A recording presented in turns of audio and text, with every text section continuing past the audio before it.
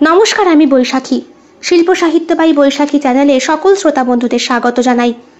আজ আপনাদের বলবো গল্প পারমিতার সেই দিন। গল্প পাঠ এবং গল্প লেখায় আমি বৈশাখী বিশ্বাস দেবনাথ। গল্পটি প্রাপ্তমনস্ক শ্রোতা বন্ধুদের জন্য। আজকের গল্পটি সত্য ঘটনার ওপরে লিখিত। গল্পের চরিত্রগুলি বর্তমানে জীবিত এবং সুস্থ স্বাভাবিক জীবনযাপন করছে। গল্পটি আমাকে যিনি বলেছেন নামটি তার গোপন রাখতে বলেছেন, তবে গল্পের আক্ষরিক অর্থে এবং নাম ভূমিকায় আপনারা সকলেই বুঝতে পেরে যাবেন গল্পের চরিত্রটি আসলে কে, যে আমাকে তার জীবনের এমন কঠিন সত্যটা বলতে দ্বিধাবোধ করেনি। অনেক ধন্যবাদ আপনাকে আপনার গোপন জীবনের গল্প আমার সাথে ভাগ করে নেবার জন্যে। প্রথম থেকে শেষ পর্যন্ত শুনবেন। ভালো লাগলে অবশ্যই লাইক করবেন, কমেন্ট করবেন, শেয়ার করবেন এবং আপনাদের প্রিয় চ্যানেল শিল্প সাহিত্য বাই বৈশাখী সাবস্ক্রাইব করে বেল বাটন প্রেস করে পাশে থাকতে একদম ভুলবেন না। বন্ধুরা, শিল্প সাহিত্য বাই বৈশাখী এখন চলে এসেছে ইউটিউব মিউজিক পডকাস্টে। ইচ্ছে করলে আপনারা সেখান থেকেও গল্প শুনতে পারেন এবং আপনাদের ব্যক্তিগত মতামত আমার সঙ্গে শেয়ার করতে পারেন। আজ আপনাদের বলবো গল্প পারমিতার সেই দিন। গল্প পাঠ এবং গল্প লেখায় আমি বৈশাখী বিশ্বাস দেবনাথ। গল্পটি প্রাপ্তমনস্ক শ্রোতা বন্ধুদের জন্যে। এমন করে তাকিয়ে রয়েছ কেন আমার দিকে? ইস, সিঁদুর কৌটোটা পড়ে গেল। পারমিতা আয়নার সামনে বসে সিঁদুর পড়ছে, বাঁকা সিঁথিতে সামান্য একটু, আর সিঁদুরটা পরেই চুল দিয়ে ঢেকে নিল। রাতুল বলল, আমি কিন্তু এটা চাইনি পারমিতা, আর একটু ভেবে দেখলে হতো না? না না, ভাবা ভাবির কিছু নেই। তাছাড়া সব কিছু প্রমাণও তো করতে হবে, আগে যাই জিজ্ঞাসা তো করি। তুমি সত্যি এটা চাও? ন্যাচারালি আমি তোমার থেকে ডিভোর্স চাই, আর সেটা কেন তুমি খুব ভালো করেই জানো। কিন্তু আমার মনে হচ্ছে পারমিতা, এটাই আমাদের সম্পর্ক শেষ হয়ে যাবে। ভালোই বা আছে কোথায় বলো তো? আমি তো ভালো নেই। কেন? তোমাকে আমি ভালোবাসি না? ভালোবাসা দিয়ে সব কিছু হয় না রাতুল, ভালো ভালো রাখতে জানতে হয়। কথাটা বলে পারমিতা উঠে পড়ে। শোনো, আমি তোমায় ফোন করে দেব, তুমি ঠিক টাইম মতো আমাকে নিতে চলে এসো। কিন্তু সেখানে গেলে সবাই যে বুঝতে পেরে যাবে আমরা হ্যাপি দম্পতি। সুখী দম্পতি তো দেখলেই বোঝা যায়, আমরা যে কতটা অসুখী সেটা ওনারা খুব ভালোভাবেই রিয়ালাইজ করবেন। মা রইল বুঝলে মামনের কাছে। তোমার মা কি দেখে রাখতে পারবে? আরে হ্যাঁ পারবে, মেয়েটা যা দুষ্টু হয়েছে। বলছি, ডিভোর্সটা ফাইনালি হয়ে গেলে তো তোমাকে আমাকে একা থাকতে হবে, তাই না? সেটাই তো স্বাভাবিক। তুমি থাকবে তোমার মতো, আমি আমার মতো। তুমি কি সিরিয়াসলি নিচ্ছ পারমিতা? অবভিয়াসলি। সিরিয়াস না হলে লিগালি প্রমাণগুলো হবে কি করে বলো? কয়েকটা দিনের তো তফাৎ, তারপরেই তো সব কিছু ঠিকঠাক। আমার ভয় করছে পারমিতা, আমি তোমায় ছাড়তে চাই না বলে রাতুল জড়িয়ে ধরে পারমিতাকে। পারমিতা ওর বাহুবন্ধনে আষ্টে পৃষ্ঠে দম বন্ধ হয়ে যাওয়ার মতো অবস্থা বোধ করে। ওকে দূরে সরিয়ে দিয়ে বলে, প্লিজ এমন নাটক করো না। আমার ভালোবাসা তোমার কাছে নাটক বলে মনে হয়? তা নয় তো কি। এতগুলো বছর সংসার করছো, অথচ গুণটাগিরি তুমি ছাড়তে পারলে না। তোমাকে বলেছি না, ওটা আমাকে কেউ ছাড়তে দেবে না। ওটা আমার জীবিকা, জীবন তো নয়। ছাড়ো, আমার দেরি হয়ে যাচ্ছে। পারমিতা বেরিয়ে যায়। রাতুল তাকিয়ে থাকে ওর চলে যাওয়ার সেই রাস্তায়। আপনারা একদম শিওর ডিভোর্সটা আপনাদের চাই? হ্যাঁ, আমি আর ওকে টলারেট করতে পারছি না, জাস্ট সহ্য করতে পারি না। কিন্তু ম্যাডাম, ডিভোর্সের একটা নিয়ম আছে, আপাতত 6 মাস আগে। কিন্তু স্যার, আমি যদি আমার স্বামীর চরিত্রটা আপনার সামনে প্রকাশ্যে তুলে ধরতে পারি তাহলে? তাহলে তৎক্ষণাৎ শিলমোহর। কিন্তু আপনার স্বামীর দোষটা কি? কি আর হতে পারে, ন্যাচারালি যেরকম হয়, পরকীয়া। ও, এ তো হামেশাই হচ্ছে। আপনি প্রমাণ সহ আসুন, কাজ হয়ে যাবে। Thank you sir. জায়গা থেকে উঠে পড়ে পারমিতা। আজ সে একাই এসেছে কোর্টে। সঙ্গে এসেছে তার মাসতুতো ভাই বরেন। কিরে দিদি, কি বলল? প্রমাণ লাগবে বুঝলি, প্রমাণ ছাড়া হবে না। তা তুই ফোন কর দাদাকে। ফোন করে পুরো ব্যাপারটা বলি বল। হ্যাঁ, ফোন করে জানা। কিন্তু তুই প্রমাণ জোগাড় করবি কি করে? বিষয়টা পুরোটাই তো মিথ্যে। সেটাই তো কথা রে ভাই, কিন্তু ডিভোর্স যে আমার লাগবেই লাগবে। তোর এত ডিভোর্সের কি দরকার, তুই বুঝতে পারছিস না। একেই মাধ্যমিক পাশ করার পরে বিয়ে করে ফেললাম। এখন যদি আমাদের বিয়ে প্রমাণ সাপেক্ষ বিয়ের কার্ড অথবা রেজিস্ট্রি সার্টিফিকেট চায়, তাহলে কি তুই ডিভোর্সটা নিবি? শুধু শুধু কেন? না রে ভাই, ডিভোর্স আমার দরকার, ভীষণভাবে দরকার। আর এই ব্যাপারটি আমি রাতুলের সঙ্গে গতকাল রাতেও আলোচনা করেছি, সেও রাজি। ওই তো রাতুল চলে এসেছে। কি খবর? কি হলো পারু? আর বলো না, একটা বেয়াড়া লোক টাইপের। কেন, বিয়ারা গিরির আবার কি করলো? কি বলবো তাছাড়া বলো তো? আমি বলছি আমার ডিভোর্স লাগবে, আমার হাজবেন্ডের চরিত্রে কলঙ্ক আছে, তা সত্ত্বেও বাবুর ডিভোর্স দিতে আমাকে রাজি নয়। কেন রাজি নয় কেন? বলছে প্রমাণ লাগবে। এখন আমি কি করে তোমার বিরুদ্ধে প্রমাণ জোগাড় করি? তোমার সঙ্গে তো অন্য কোনো মেয়ের ওঠা বসাই নেই, তুমি তো কারো চোখের দিকেই তাকাও না। এই আমাকে দেখেই প্রেমে পড়েছো, আর আমার সঙ্গেই সব শেষ। তারপরেও এক কাজ করো, বাড়ি চলো, মামনটা কাঁদছে। কেন, কি হয়েছে? বলতে পারবো না, তাড়াতাড়ি গাড়িতে ওঠো। আরে কি শ্যালক মশাই যে, তুমি কিসে? হ্যাঁ, আমার সাইকেল আছে। তাহলে তুমিও চলো। না না, আমি বরং এখন বাড়িই যাই। এখন আবার বিন্নগর যাবে? হ্যাঁ, বাড়িই যাই, ট্রেনের সময় হয়ে গিয়েছে। তাছাড়া মা বারবার বলে দিয়েছে, দিদি নেহাত ফোন করে বললো একজন লোক লাগবে তাই। কিন্তু জামাইবাবু, প্রমাণ ছাড়া কিন্তু ডিভোর্সটা হবে না। আমি জর্জের কথায় খুব ভালোই বুঝতে পারলাম। তা প্রমাণটা কি করে দেওয়া যায় বলো তো? আমার কাছে কোনো মেয়ে ফেয়ে নেই, আমার দিকে এইভাবে তাকাবেন না। কথাটা বলেই সাইকেল নিয়ে কেটে ওঠে ছেলেটি। পারমিতা পরনে শাড়ি, হালকা খয়েরি রঙের শাড়ি, তার মধ্যে ছোট্ট ছোট্ট সাদা রঙের ফুল।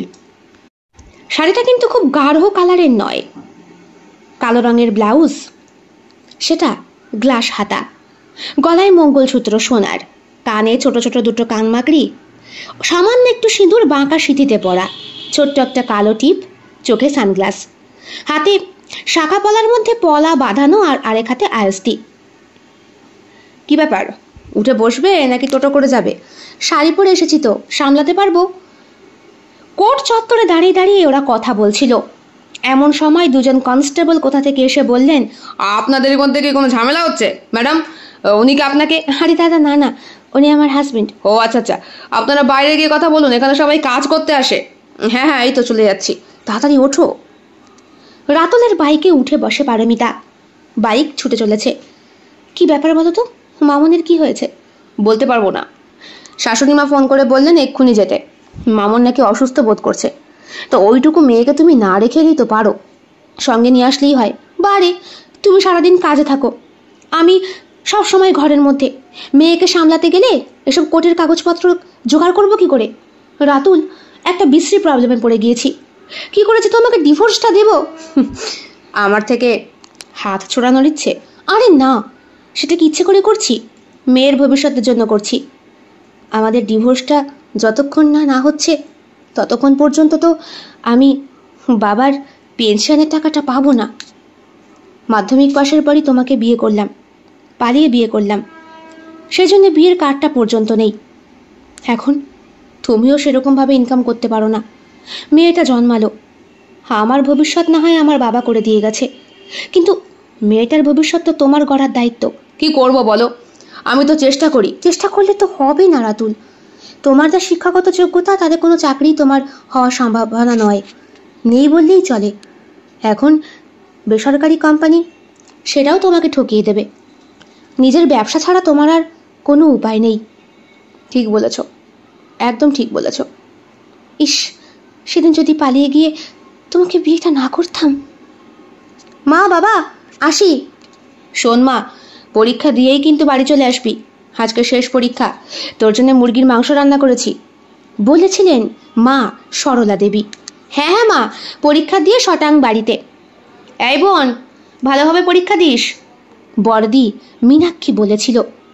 দিদি গ্র্যাজুয়েশন কমপ্লিট করেছে, এমএ পড়ছে, আর চাকরির জন্যে বিভিন্ন রকম জায়গায় পরীক্ষা দিয়ে বেড়াচ্ছে। আর বোন পারমিতা, তার মনটা ছুকছুক করছে। সকালবেলা ঘুম থেকে উঠেই বাবা কাজে বেরোনোর আগে বাবাকে প্রণাম করতে গিয়ে বাবা বলেছিল, বাবা, এতগুলো পরীক্ষা হয়ে গেল মাধ্যমিকের, কোনো পরীক্ষাতেই মেয়ে আমার পা ছুঁয়ে প্রণাম করলো না, তা হঠাৎ আজকে আবার বাবার পা ছুঁয়ে প্রণাম, ব্যাপারটা কি? এমনি বাবা, আজকে লাইফ সায়েন্স পরীক্ষা তো, তাই খুব ভয় করছে। কিচ্ছু ভয় নেই, নিশ্চিন্ত মনে পরীক্ষা দিবি, ঠিক উতরে যাবি। গতকাল রাতে রাতুল ফোন করেছে, ফোন করে বলেছে, শোনো, বেশি কিছু নিয়ে আসতে হবে না, তোমার স্কুলের কাপড়টাই তো পরনে থাকবে, ওইটা পরেই চলে এসো। আর ব্যাগের মধ্যে খুব একটা জিনিস ভরে ব্যাগটাকে ভারী করো না। তুমি আমার কাছে যে অবস্থায় আসবে, আমি সেই অবস্থাতেই তোমায় গ্রহণ করব। আর বিয়ের পর তো আমরা সোজা দীঘায় যাচ্ছি, ওইখানে 3 রাত থাকার পর যখন ব্যাপারটা পুরো রটে যাবে, তখন বাড়ি আসবো। আমি ভুল করছি না তো রাতুল? কিচ্ছু ভুল করছি না। একেই তোমার মাধ্যমিকের পরই তোমার বাবা সম্বন্ধ দেখতে শুরু করবে। আমার মতো সন্ডা গুন্ডার সঙ্গে তোমার মতো সুন্দরীর কখনো কি মানায়? ক্লাস 8-এ পড়াকালীন সাইকেল নিয়ে যেতে যেতেই হঠাৎ করে একদিন রাতুলের বাইকের সঙ্গে জোরে ধাক্কা খেয়েছিল পারমিতা। ছিটকে পড়ে গিয়েছিল বেশ খানিকটা দূরে।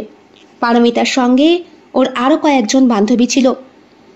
গার্লস স্কুলে পড়তো পারমিতা। ক্লাস 5-এ ভর্তি হওয়ার পরপরই রূপের জৌলুস একটু একটু করে ওর শরীরে ফুটে ওঠে। ধীরে ধীরে শরীরটা নবপুঞ্জ পুষ্পিকার মতো নিজের দেহের মধ্যে দেবমাল্য ধারণ করতে থাকে। একে একে সঞ্চিত হয় বুক ভরা মধু। তারপর ধীরে ধীরে দেহবল্লরীর সুন্দর গড়ন। 8-এ পড়াকালীনই স্কার্ট আর শার্টের আড়ালে লুকিয়ে থাকা ওর অনিন্দ সুন্দর বিভাজিকা আকর্ষণ করত প্রত্যেকটি শরীরকে। মেয়েরাই বলা বলা করত, তুই কিন্তু বড় হয়ে গেছিস না রে? হ্যাঁ রে, সেই ক্লাস 6 থাকাকালীন। তখনও কিচ্ছু বুঝতে পারতাম না।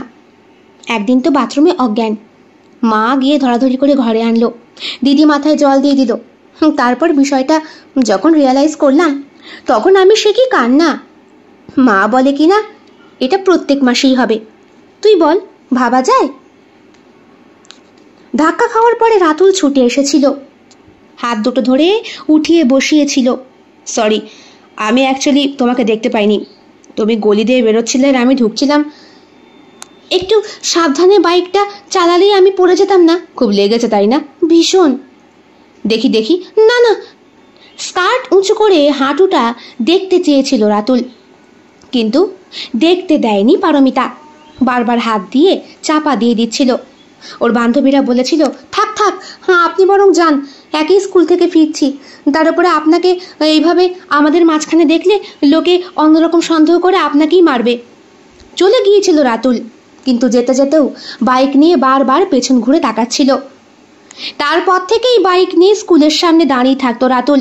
টিফিন পিরিয়ডে আলু কাবলি খাবার জন্যে যখন পারমিতা স্কুলের পাঁচিলটা পেরিয়ে রাস্তায় এসে দাঁড়াতো তার বান্ধবীদের নিয়ে, তখন রাতুলের সঙ্গে চোখাচোখি। একটু একটু করে চোখাচোখির সেই সম্পর্ক কবে যে প্রেমের দৃষ্টান্তে গিয়ে গড়ায় ওরা বুঝে উঠতে পারে না। আর এখন তো একে অপরকে ছাড়া ওরা বাঁচতেই পারে না। এদিকে পারমিতার দিদি চাকরির পরীক্ষা দিলেও ওনার জন্য ভালো সম্বন্ধ এসেছে। ছেলেও ঠিকঠাক হয়ে গিয়েছে, সামনের অঘ্রাণেই তার বিয়ে। শোনা গেছে বাবা মার মুখ থেকে, বাবা বলছে, আর তো বছর 4 পরে আমার রিটায়ার্ড, তার আগেই যদি ছোট মেয়েটাকেও পার করে দিতে পারতাম। এত অল্প বয়সে তুমি পারোর বিয়ে দেবে? শোনো শোনো, বড় মেয়ে মীনাক্ষীর মতো কিন্তু পারও অত বুদ্ধিমতী হয়নি, পড়াশোনাতেও খুব একটা ভালো না, সব সময় সি সেকশানেই সে থেকেছে, এমনকি গার্লস স্কুলটায় পর্যন্ত ভালো হতে পারলো না। স্কুল থেকে তো গার্জিয়ান মিটিংয়ে আমার নামটা সবার ওপরে থাকে, সুতরাং এই মেয়ে যে পড়াশোনা করে খুব বেশি আগাবে এটা আমি আশা করতে পারি না। অমন কেন বলছো? গোবরেও তো পদ্মফুল ফোটে। ওই আশাতেই তুমি থাকো, আমি এখন থেকেই ছেলে দেখব। তাছাড়া এই মেয়ের মতিগতি আমার খুব একটা ভালো লাগে না। কেন?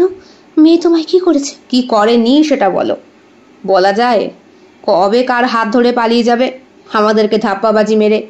নিজের মেয়ে সম্পর্কে এমন বলতে তোমার লজ্জা করে না? সত্যি কথা বলতে আবার লজ্জা কিসের গো? বলেছিলেন তিনি।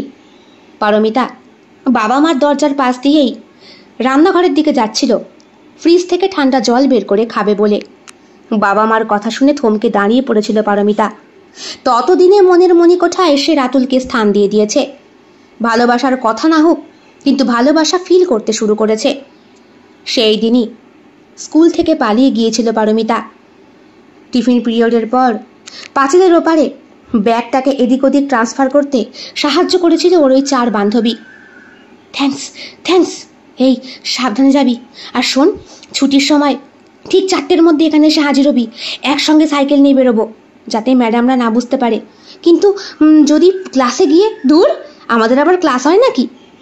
এ সেকশন বি সেকশনে খুব কড়াকড়ি হলেও সি সেকশনে খুব একটা ক্লাস হয় না। মানে ম্যাডামরাও যেন বুঝে গিয়েছে সি সেকশন মানেই সেই ধরনের মেয়েরা যাদের মাথায় গোবর ছাড়া বুদ্ধির লেশমাত্র নেই। সেই দিন মন্দির চত্বরে বসে রাতুলের হাত দুটো ধরে কান্নাকাটি করেছিল পারমিতা। কাঁদতে কাঁদতে বলেছিল, আমাদের বোধহয় আর সম্পর্কটা টিকবে না। কেন কেন এমন বলছো? তাছাড়া কি বলবো, বাবা আমার মাধ্যমিকের পরই আমাকে বিয়ে দিয়ে দেবে। বাবার নাকি আর চাকরি 4 বছর আছে, 4 বছর না 5 বছর বলছিল। রিটায়ার্ড হওয়ার আগেই দিদির মতো আমাকেও পার করে দেবে। তা তুমি কান্না করছো কেন? তুমি বোঝো না নাকি? হ্যাঁ, আমি কেন কান্নাকাটি করছি? পারমিতার বুকটা আর চোখের জলটা একই ছন্দে যেন বারবার ওঠা নামা করছে। রাতুল ওর চোখের জল মোছানোর সাহসটুকু জোগাতে পারছে না। একই নির্জন স্থান, তার উপরে ভর দুপুর। মন্দির চত্বরে পুরোহিতটা পুজো দিচ্ছে আর বারবার তাকাচ্ছে ওদের দিকে। আরে মশাই, আমাদের দিকে বারবার দেখছেন কেন? আপনি আপনার ইষ্টকে ভজেন না? উনি আবার পুজো দিতে শুরু করেছেন। আমার ভালো লাগছে না, খুব ভয় করছে রাতুল, কি হবে এবার? কিন্তু আমার সম্পর্কে তুমি কতটুকু কি জানো? আমি জানি তুমি মস্তান তো, আমি জানি আমাদের নেতার হাতা তুমি, সেও জানি। বাবা, এত খবর কবে নিলে? ও বাবা, আমার এক বান্ধবীর দাদাও তোমাকে চেনে। ওরে বাবা, তাই নাকি? হ্যাঁ, বিপুলদাকে তুমি চেনো না? বিপুল? যার বোনের নাম বন্নি? হ্যাঁ, বন্নি আমার সব থেকে কাছের বান্ধবী। বন্নি তো বলল। কি বললো? বলল তোমার সঙ্গে যেন আমি একদম ওঠা বসা না করি, তুমি নাকি খুব খারাপ ছেলে। এই কথা বলেছে? কিরকম খারাপ বলেছে? খুব খারাপ। তুমি নাকি মার্ডার করো, খুন করো। তাই এই খুনি ছেলেটাকে বিয়ে করতে আপত্তি হবে নাকি? রাতুল, বিয়ে করার জন্যই তো এমন করছো। কিন্তু তুমি তো বাচ্চা, এখনই কি করে বিয়ে করবো বলো তো? মাধ্যমিকটা দাও না, ততদিনে আমিও আমার পর্সাটা একটু গুছিয়ে নিই। কিন্তু ওই পিস্তলটা ছাড়তে হবে। এইটা ছাড়তে পারবো না। ওটাকে ধরেই আমার জীবিকা, আমার পেট চলে। যার নেতা হাতা হয়ে আমি রয়েছি, তারা আমাকে ছাড়তে দেবে না।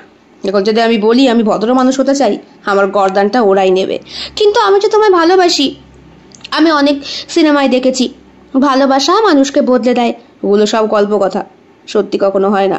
বলে রাতুল উঠে পড়েছিল। সঙ্গে সঙ্গে ওকে পেছন দিক থেকে জড়িয়ে ধরেছিল পারমিতা। বলেছিল, কিন্তু আমি যে তোমাকে খুব ভালোবাসি, আমি তোমাকে ছাড়া কাউকে বিয়ে করতে পারবো না। প্রতিশ্রুতি দিচ্ছ? কথা দিচ্ছি, প্রমিস। তারপর থেকে সম্পর্কটা আরো বেশি গাঢ় হতে শুরু করে। ক্লাস 8-এর রেজাল্ট উচ্ছন্নে যায় পারমিতার। বাড়িতে বকাবকি। দিদিমণি তো বলেইছিলেন, দেখুন, আপনার মেয়েকে আমরা আরেক বছর না হয় ক্লাস 8-এ রাখি, ও এখনো ভালোভাবে পরিপক্ক হয়নি। আর আমি বলতে পারি মাধ্যমিকেও ফেল করবেই করবে, বিশেষ করে সায়েন্স গ্রুপে খুব একটা ভালো নয়। এখন আপনারাই বলুন, 1 নম্বরের জন্য ফেল করেছে, আর 1 নম্বরের জন্য ফেল করাটা আর এত কম নাম্বার পেয়ে ফেল করাটা বিষয়টা কিন্তু একই ব্যাপার। ম্যাডাম ওকে একটা সুযোগ দিন, বলেছিলেন পারমিতার মা। হেড ম্যাডাম পারমিতার করুণ মুখের দিকে তাকিয়ে ওকে ক্লাস 9-এ উঠতে দিয়েছেন। কিন্তু 9-এ উঠেও রেজাল্ট খুব একটা ভালো করে না সে। মাধ্যমিক পরীক্ষা চলে আসে বলতে বলতে। আর এই 2 বছরে রাতুলের সঙ্গে সম্পর্কটা আরো বেশি গভীর হয়। অন্যদিকে ওর জন্য পাত্র দেখছেন। পারমিতা দেখতে দিদির থেকে অনেকাংশে সুন্দরী, তাই অল্প বয়স থেকেই পাত্ররা আনাগোনা শুরু করেছে। কিন্তু যতবারই ওকে দেখতে আসার কথা বলা হয়, ততবারই পারমিতা এমন মরা কান্না জুড়ে দেয় যে বাবা মা বাধ্য হন আশা পাত্রদেরকে ফিরিয়ে দিতে। দেখো দেখো, এরপরে কিন্তু আমি আর কাউকে বাদ দিতে পারবো না, বলেছিলেন পারমিতার বাবা। মেয়ের লাইফ সায়েন্স পরীক্ষা যেই দিন শেষ, ওই দিনই আমার বন্ধুর ছেলে ওকে দেখতে আসবে। বড় মেয়েটা তো ভালো আছে, বিয়ের পর ও ভালো থাকবে, আর ওরা 2 বোন ভালো থাকলে আমরা মরেও শান্তি পাবো। আমি তো সবই বুঝতে পারছি, কিন্তু মেয়েটা পাস দেবে মাধ্যমিক, তারপরে ওকে বিয়ে দিয়ে দেবে। ওকে আর একটু পড়াশোনা। আর রাখো, মাধ্যমিকে কি রেজাল্ট করে আগে তুমি দেখো। শিওর আমি বলে দিচ্ছি, ও মেয়ে ফেল ছাড়া পাস কোনোদিন করতে পারবে না। কিরে মা, বেরোচ্ছিস? দই খেয়ে যা, বলেছিল মা পেছন দিক থেকে ডেকে। বাবা বলেছিল, আহ, পেছন দিক থেকে যে কেন ডাকো, তোমার স্বভাব ভারী গেল না। কেন, কি হলো আবার? না, পেছন দিক থেকে ডাকলে কেন? না রে মা, তুই সাবধানে যা, দইটাই খেতে হবে না বলে বাবা ওকে উদ্দেশ্য করে কথাটা বলেছিল। পারমিতা হেসে দিয়েছিল। শেষবারের মতো দইটা না হয় খেয়েই যাই, মনে মনে বলেছিল। মার সঙ্গে তো দেখা হবে আবার কতদিন পর, আজ তো আর বাড়ি ফিরবো না, দাও দই দাও। সাইকেল দেখে দই খেতে এসেছিল। ওই সময়টায় ওর চোখের কোণে লুকিয়ে থাকা জলটা কেউ দেখতে পায়নি, এমনকি মাও না। পরীক্ষা শেষ হতেই পারমিতার ছোট্ট ফোনটা ব্যাগ থেকে বার করে, ফোন করে রাতুলকে। হ্যাঁ, পরীক্ষা হয়ে গিয়েছে। আমিও দাঁড়িয়ে আছি তোমার স্কুলের একদম পাশে, পাঁচিলের এদিকে তাকাও। পরীক্ষার সিট পড়েছে অন্য স্কুলে। সেই স্কুলটি মস্ত বড় পাঁচিল দিয়ে ঘেরা। পাঁচিলের পেছনে তাকাতেই পারমিতার সঙ্গে চোখাচোখি হয় রাতুলের। রাতুল হাত দিয়ে ইশারা করতেই পারমিতা নামতে যায় সেখান থেকে। এরপরে দুজনে মিলেই পৌঁছে যায় ওদের গন্তব্য দীঘাতে। সম্পূর্ণ যাত্রাটা বাইকে করে সারতে বেশ মজা লেগেছিল, অনেকগুলো ঘন্টা সময়। কিন্তু রাস্তা দিয়ে আসার পথে পারমিতার চোখের জল বাঁধ মানছিল না। দীঘায় পৌঁছে হোটেল ভাড়া করে প্রথমে। পারমিতা ওকে বলে, আগে আমায় কথা দাও, তুমি বিয়ে করবে, আমাকে ত্যাগ করবে না। আরে বাবা, আমি খারাপ ছেলে হতে পারি, গুন্ডা বদমাশ হতে পারি, কিন্তু এই হাত দুটো ওই চোর ছাচোর বদমাশদেরকে মারার জন্যই, যারা আমাদের পার্টির বিরুদ্ধে গিয়ে কাজ করে তাদের জন্য। তোমার মতো সুন্দরীর জন্য তো আমার এই খোলা বুকটা, বলে নিজের ছাতি বের করে দেখিয়েছিল রাতুল।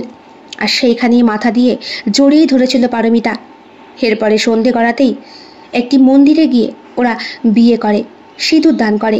তারপরই ওদের বিবাহ বাসর রাত। সেখানে যে কতটা গভীরতায় ওরা প্রবেশ করেছিল সেইটা আর ভাষায় প্রকাশ করার মতো নয়। এদিকে সেলফোনটা ক্রমাগত বেজেই চলেছে পারমিতার, ফোন ধরার নাম নেই। বাবা থানায় গিয়েছেন, হাসপাতালে গিয়েছেন, স্কুল চত্বরে লোক লাগিয়ে খোঁজ নিয়েছেন। সিসিটিভি ক্যামেরা ফুটেজ ছিল না, না হলে সম্পূর্ণটাই ধরা পড়ত। বান্ধবীগুলো ওর হাত থেকে রেহাই পায়নি। মায়ের চোখের জলে ওরা সাড়া দিতে বাধ্য হয়েছিল। বল না মা, বল তোদের বান্ধবীটা কোথায়? দেখ দেখ, তোদের আমি কিচ্ছু বলবো না, শুধু বল কোথায় গেছে, ওকে ওকে ধরে নিয়ে আসবো, ধরে নিয়ে আসবো, তাছাড়া কিচ্ছু করবো না। বল না মা, এইভাবে মায়ের বুকটা খালি করিস না তোরা, বল। 4 বান্ধবী পড়ে গিয়েছিল মহাফ্যাসাদে। স্কুলের হেডমিস্ট্রেসের ঘরে বসে ম্যাডাম বারবার চোখ রাঙানি দিচ্ছেন আর বলছেন, বলে দাও কোথায় গেছে পারমিতা, তোমরা সত্যি খবরটা জানলে বলে দাও, না হলে কিন্তু নিজেদের বিপদ নিজেরাই ডেকে নিয়ে আসছো। মিস মিস আমরা কিচ্ছু জানি না। ও ও রাতুল বলে একটা ছেলেকে ভালোবাসে, ছেলেটা ডাকাত, গুন্ডা, খুন খারাপি করে। আমরা অনেকবার বারণ করেছি মিস, ও শোনেনি। বন্যি বলে, হ্যাঁ মিস, আমরা প্রত্যেকে বারণ করেছি, ও শোনেনি। ক্লাস 8 থেকেও প্রেম করছে। আমরা তোকে ক্লাস ফাঁকি দিয়ে পালাতে তো তোমরাই সাহায্য করেছিলে। ঘাড় নিচু করে ওরা চুপচাপ দাঁড়িয়ে। তোমরা কি ভেবেছ স্কুলের সেক্রেটারি নজর সেটা এড়িয়ে গেছে? স্কুলের পাশেই ওনার বাড়ি, উনি আমাকে ব্যাপারটা জানাননি, তবে এখন বললেন। চোর পালালে বুদ্ধি বাড়ে বলে না, বলো বলো কোথায় গেছে? মিস মিস আমার মনে হয় ও ওই রাতুলের সঙ্গেই। তুমি চেনো? মিস আমার দাদা বিপুল, ওর কাছে নাম্বার থাকতে পারে। এরপরে বন্যির কাছ থেকে ফোন নাম্বার জোগাড় করা হয়, বিপুলকে ফোন করা হয়। বিপুল ফোন রিসিভ করে সত্যি কথাটাই বলে দেয়, কারণ বিপুল জানতো না। হ্যাঁ হ্যাঁ মিস, আমি চিনি তো, আমার বন্ধু, আমার সঙ্গেই কাজ করে। হ্যাঁ, দীঘায় গেছে। তারপরে দীঘার পুলিশকে খবর দেওয়া হয় এবং সেইখান থেকেই 2 জনকে ধরে নিয়ে আসা হয়। যদিও মার খেয়েছে রাতুল, পুলিশের ডান্ডার বাড়ি খেয়েছে 16 বছরের মেয়েকে বিয়ে করার জন্যে, কিন্তু মেয়েটি এমন কান্নাকাটি শুরু করে যে কেসটা আর থানায় ওঠে না। ইন্সপেক্টর বলে দিয়েছিলেন, যা হওয়ার হয়ে গেছে, ব্যাপারটা আপনাদের মধ্যেই মিটিয়ে নিন। মেয়ে যা করার তো করেই ফেলেছে, এখন এখন আর কি হবে? খুব কান্নাকাটি করেছিল সেই দিন পারমিতার বাবা আর মা থানায় বসে। পারমিতার দিদির এই নিয়ে দুইবার বাচ্চা নষ্ট হয়ে গিয়েছে। 3 নম্বর বারে 8 মাসে বাচ্চাটা নষ্ট হয়ে গেল এই বোনের কারণে। বোন বাড়িতে আসেনি শুনে ব্যথা উঠেছিল। হাসপাতাল নিয়ে যাওয়ার আগেই ব্লিডিং শুরু হয়ে যায় এবং পৌঁছানোর সঙ্গে সঙ্গে মৃত বাচ্চাটাকে দেখে ওই মেয়েটারও অবস্থা খারাপ হয়ে যায়। একই সঙ্গে সবকটা জীবন নষ্ট করে পারমিতা, কিন্তু ভালোবাসার মোহের বশে সেইটা সে বুঝতে পারে না। যেহেতু চাকরি করতেন তাই নিজের একটা স্ট্যাটাস বজায় রাখতে হয়, সেই কারণেই বিয়ের অনুষ্ঠানটা করেছিলেন তিনি মেয়ে পালিয়ে যাওয়ার মাস 6 পরে। মেয়েকে ঘর করে দিয়েছেন শ্বশুর বাড়িতে, দিয়েছেন পর্যাপ্ত পরিমাণ আসবাবপত্র, দিয়েছেন বক্স খাট, দিয়েছেন আলমারি, ড্রেসিং টেবিল।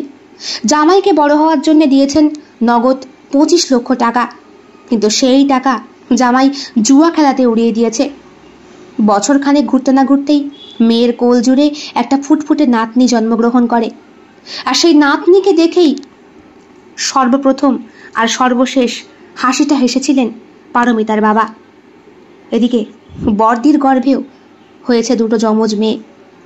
সেও মানসিক দিক থেকে খুব একটা এখন ভালো নেই।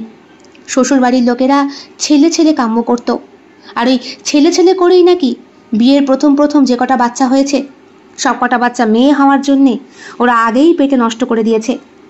অ্যাবর্শন নয়, গর্ভপাতটা ইচ্ছা করেই করানো হয়েছিল।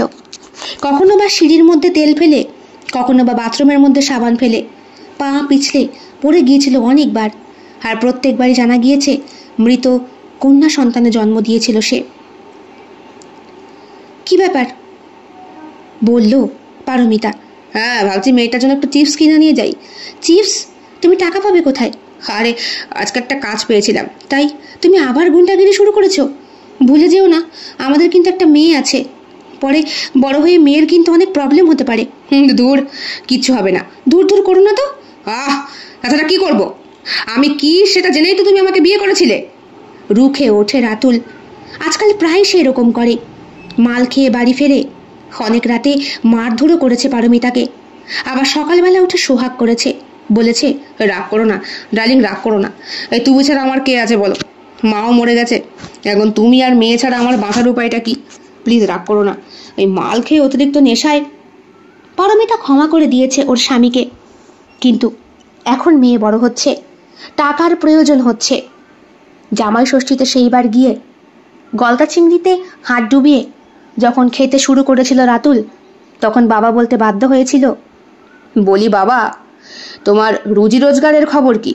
হ্যাঁ, খুব ভালো, খুব ভালো। মাসে কিরকম ইনকাম করছো? 30। ওতে কি আর সংসার চলে বাবা? হাড়ির জল গরম হয়। ভালো মন্দ খেতে গেলেই 20,000-এর ধাক্কা।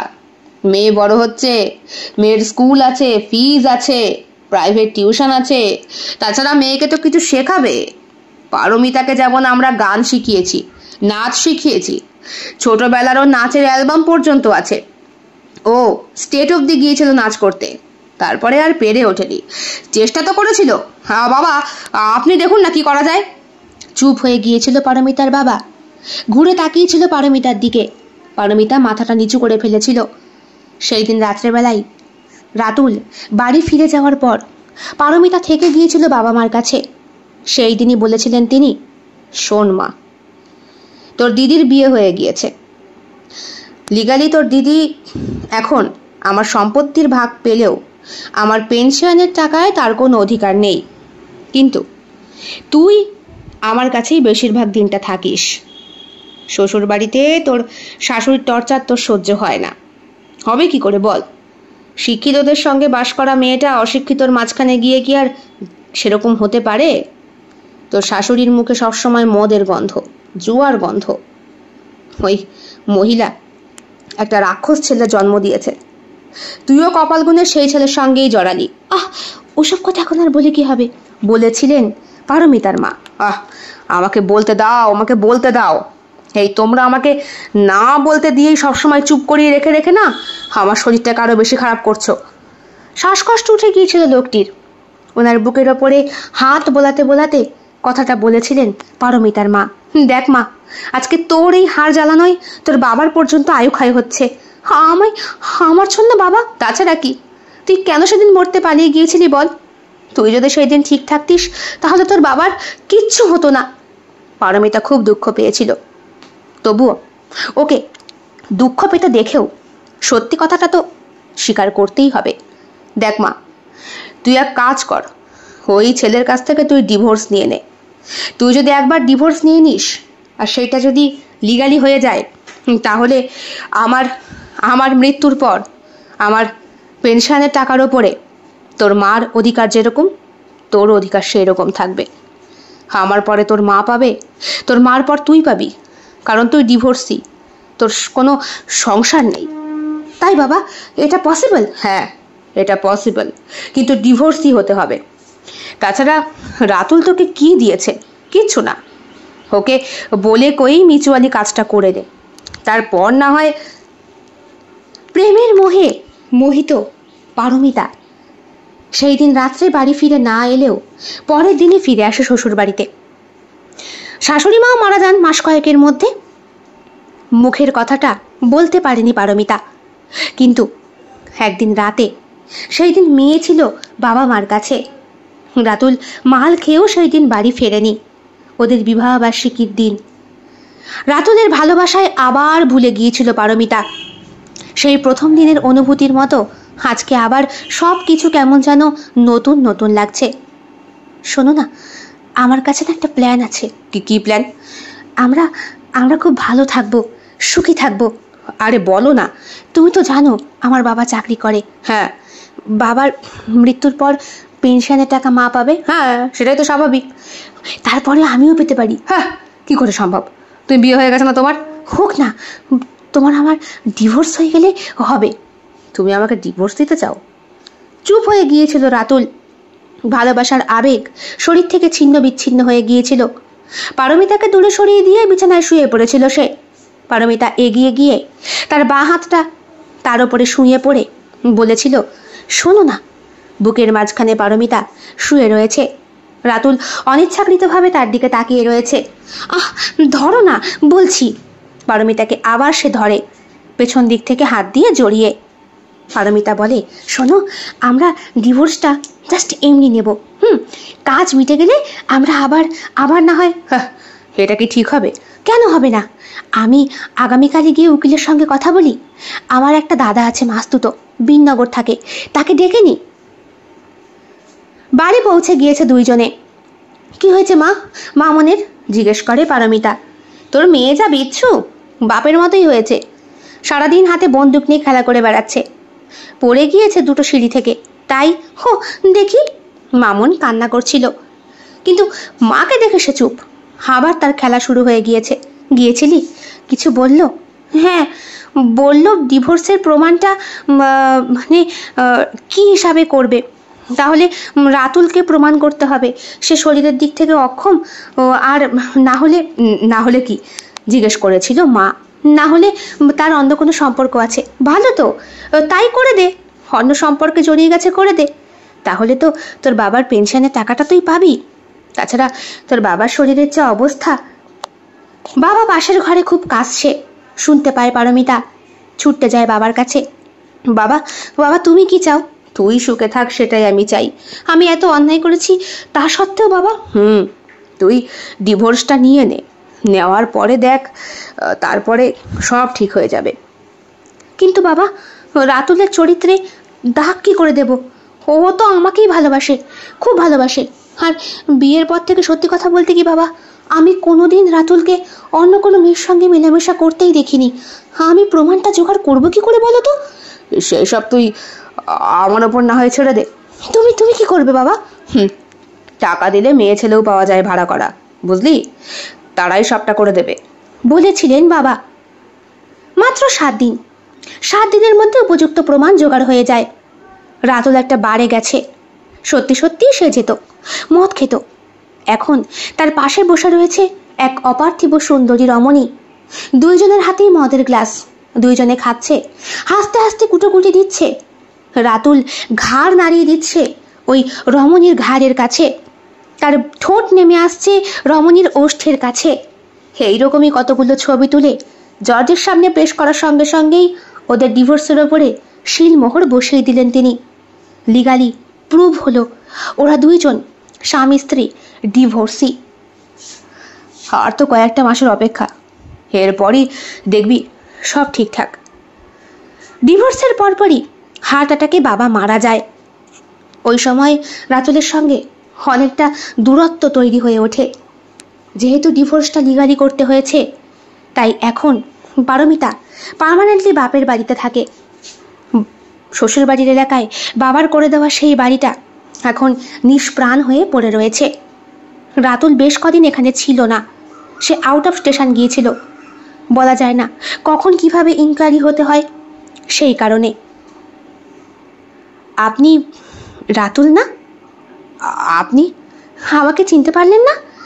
সেই যে বারে দেখা হয়েছিল। ও মোহিনী, নামটা মনে আছে? থাকবে না? Thanks to you. সেই দিন তুমি যদি আমাকে সাহায্য না করতে, তাহলে অতগুলো ছবি আমার কিছুতেই তোলা হতো না। ছবি? কিসের ছবি?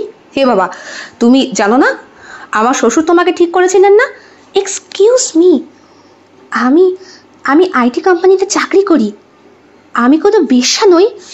সেই দিন আমি খুব স্ট্রেসের মধ্যে দিয়ে ভুগছিলাম, তাই বাড়ি গিয়েছিলাম একটু একটু ড্রিঙ্ক খেতে, মনটা যাতে ভালো হয়।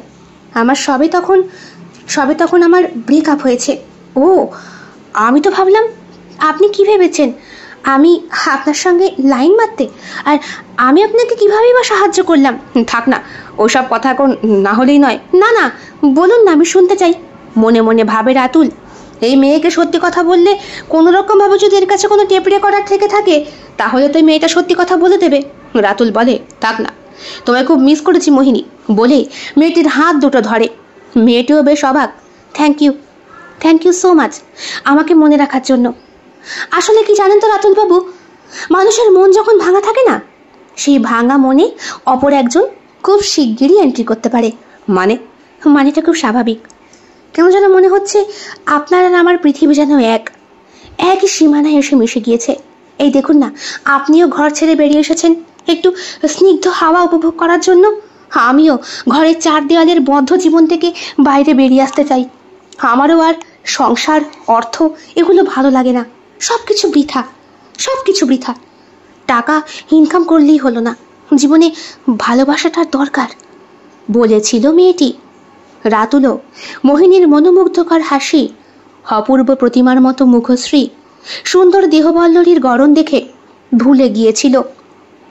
সেই দিন দুইজনে মিলে একসাথে রাস্তা পার করেছিল হাতে হাত ধরে। Thank you. এই হোটেলে আমি রয়েছি, আপনি? আমি ওই সামনেরটাই। ও, যদি কিছু মনে না করেন, আজকে আমার সঙ্গে ডিনারটা এখানে করতে পারবেন? হ্যাঁ, ওয়াই নট বলেছিল রাতুল। আজ প্রায় দিন 15 হতে চলল, পারমিতা ফোন করে না। ফোন করতে বারণ করে দিয়েছে টোটালি।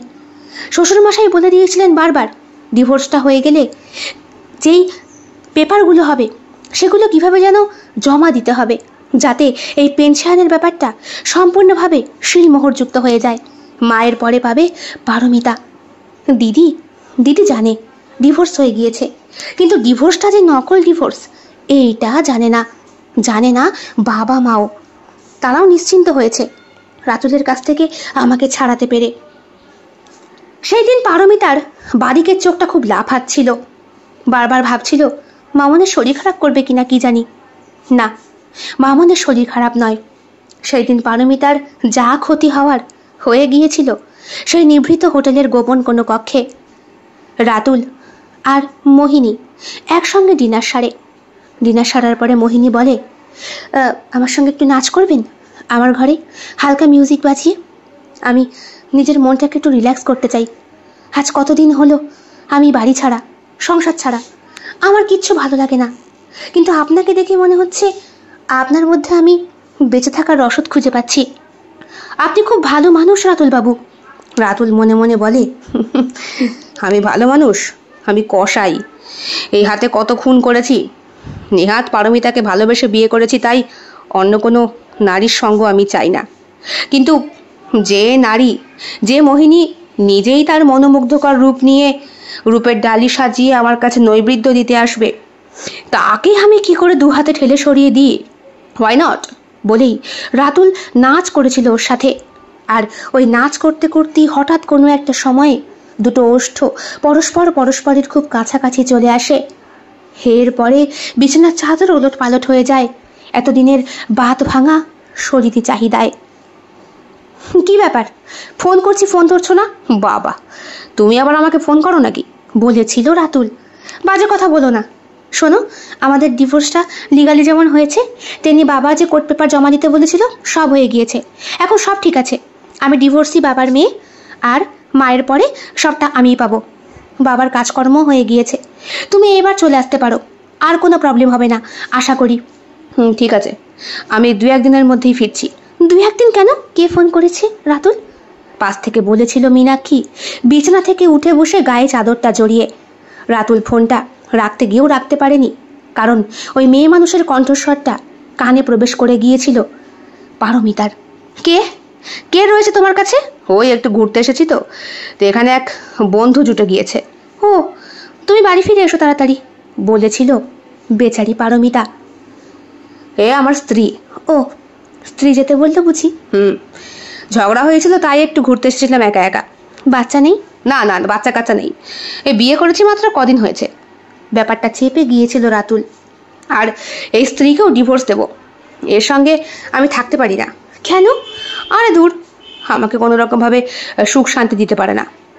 মেয়ে হওয়া দরকার তোমার মতো, এই যে রূপের ঢালি সুন্দরী, তার উপরে চাকুরিরতা।